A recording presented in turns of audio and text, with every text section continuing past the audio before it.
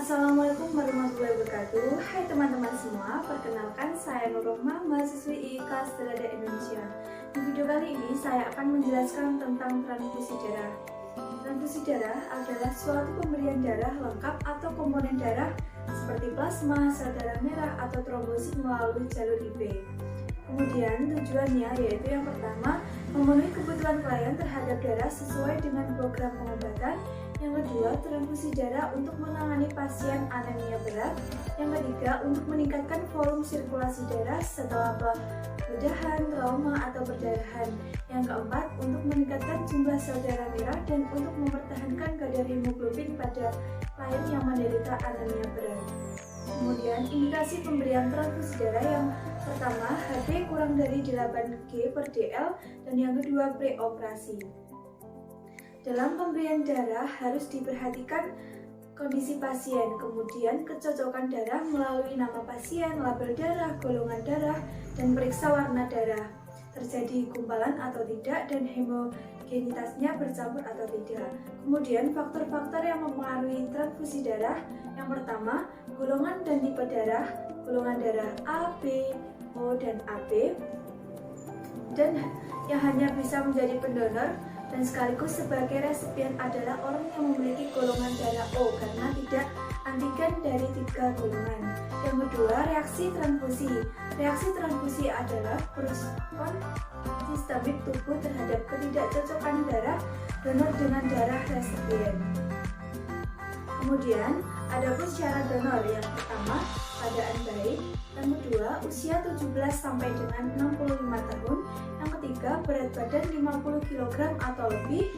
Kemudian tidak demam, nadi normal. Terus tekanan darah terendah 90/50 mmHg dan yang tertinggi 180/100 mmHg. Kemudian yang terakhir tidak hamil. Kemudian persiapan alat. Yang pertama, kateter besar ukuran 18G atau 19G. Yang kedua, cairan IV salin normal NaCl 0,9%. Yang ketiga, set infus darah dengan filter. Yang keempat, produk darah yang tepat. Yang kelima, sarung tangan sekali pakai atau handscoon steril. Yang keenam, kapas alkohol. Yang ketujuh, plaster. Yang kedelapan, manset tekanan darah. Yang kesembilan, stetoskop, dan yang ke-10 termometer. Yang ke-11 format persetujuan pemberian transfusi yang ditandatangani. Kemudian prosedur pelaksanaan transfusi darah. Yang pertama, jelaskan prosedur dan tujuan tindakan pada pasien. Yang kedua, ikuti protokol instansi dalam mendapatkan produk dari bank darah dan cocokkan dengan identitas pasien. Yang ketiga, lakukan pengajian pasien pernah menerima transfusi darah atau belum. Yang keempat, ukur TTP pasien. Yang kelima, cuci tangan dan gunakan handscoon.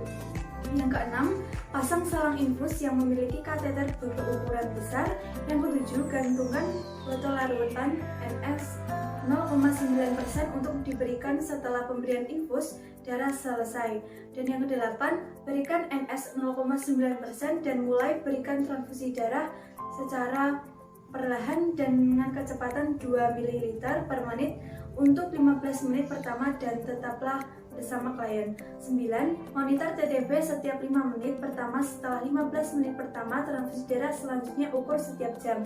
Yang ke-10, pertahankan kecepatan infus yang diprogramkan menggunakan pompa infus. Yang ke-11, minta klien untuk melaporkan apabila ada rasa menggigil, sakit kepala, gatal-gatal, dan ada ruang dengan segera.